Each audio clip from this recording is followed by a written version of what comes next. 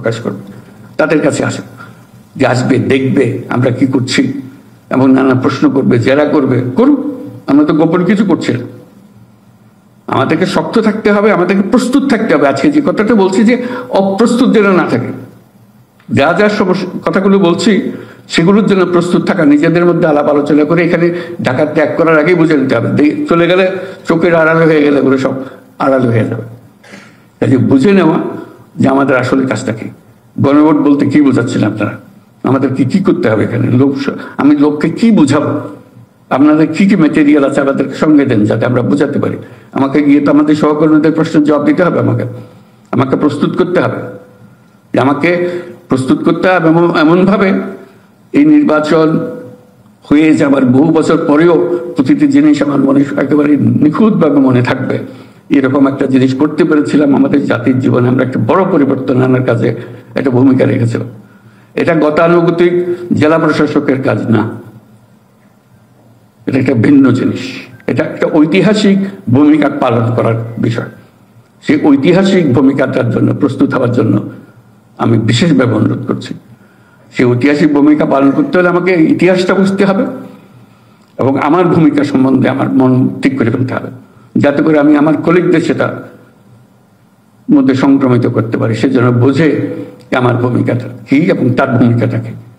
আমি নিশ্চয় মনে শপথ নেব, আর যে যাই করুক আমার ভূমিকা আমি সঠিক 100% সঠিকভাবে করব।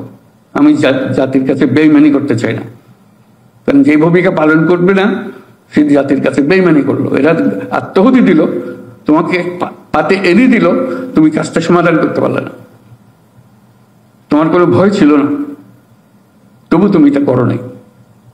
জাতি এটা মাফ করতে পারবে না। যদি আমাদের ত্রুটি হয়ে যায়, ভুল হয়ে যায়, জাতি এটা কিছুই মাফ করবে না।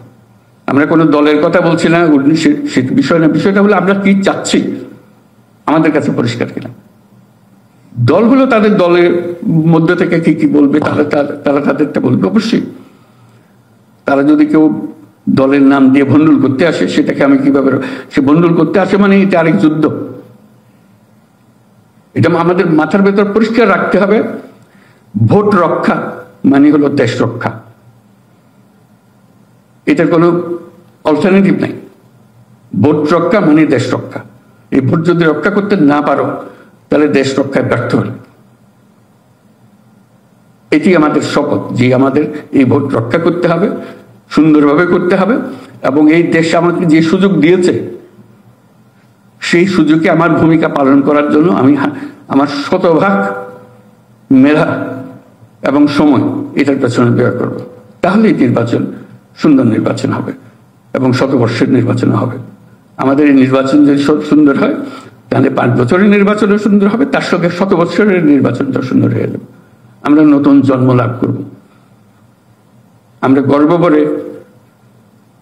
আমাদের সন্তানদের বলতে পারবো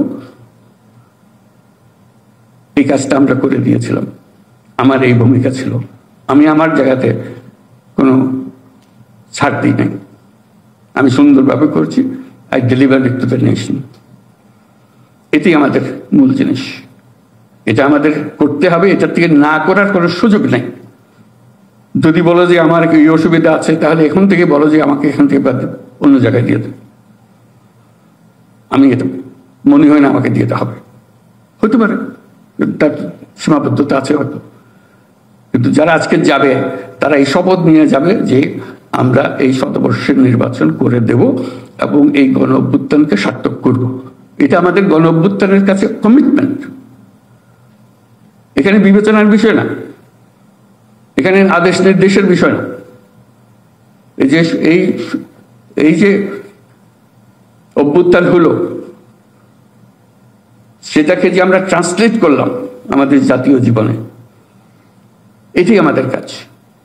এটা নিশ্চিত করা যেন আমরা এটা পারি, এটাতে যেন আমরা ভুল না করি। আর আমরা এগুলো আজকে তো আলাপ হলো, এটা কিভাবে আমরা করলাম। আমরা এখন থেকে যেটা করব, প্রতি মাসে একটা প্রস্তুতি নিয়ে এটা রিপোর্ট ইত্যাদি হবে।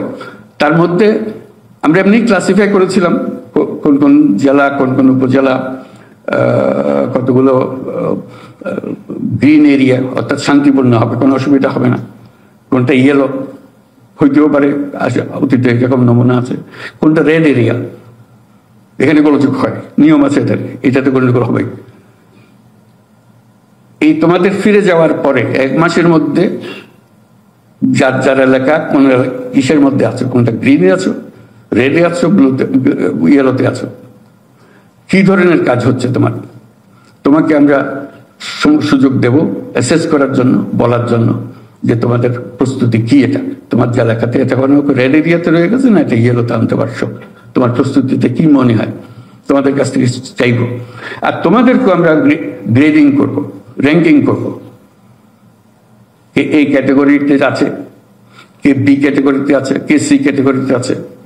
কারণ প্রস্তুতি তো ধাপে ধাপে হবে, এটা একদিনে হবে না।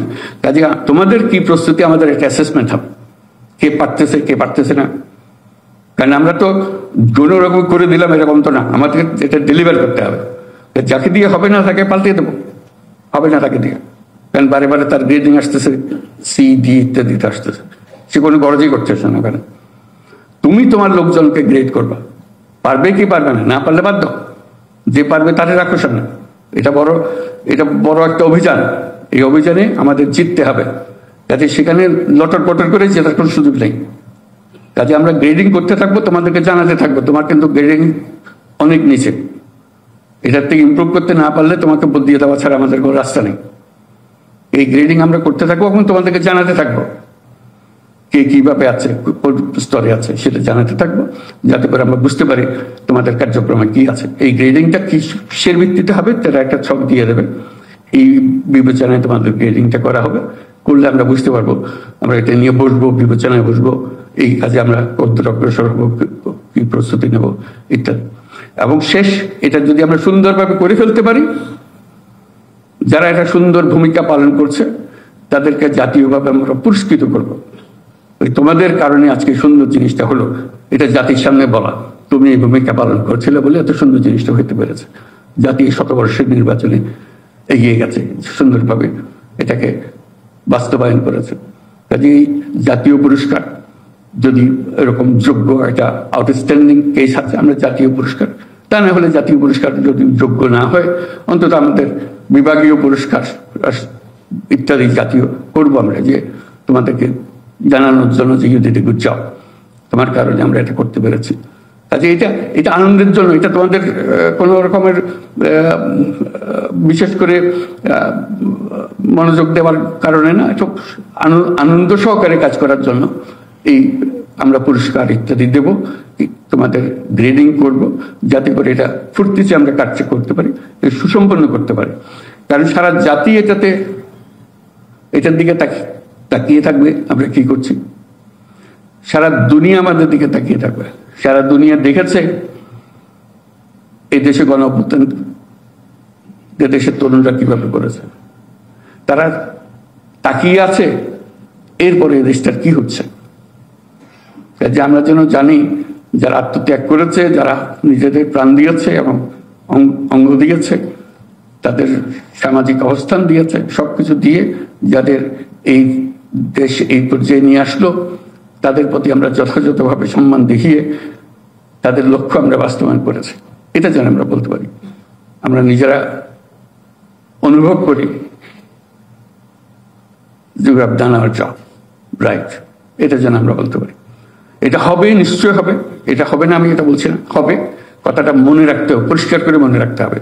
এটা 5 বছরের নির্বাচন না, গতানুগতিক আসে যায়, ভোটার দিয়ে ভোট দিয়ে যায়, কে কোন দল জিতলাম আর কি কোন দল জিতলো, এটা কোন দল জিতলো কোন দল হারলোর ব্যাপার না, দেশ জিতলো কি দেশ হারলো এটার বিষয়। কারণ এটা যদি এই দেশ না জিতে তাহলে এই দেশের অবস্থান বড়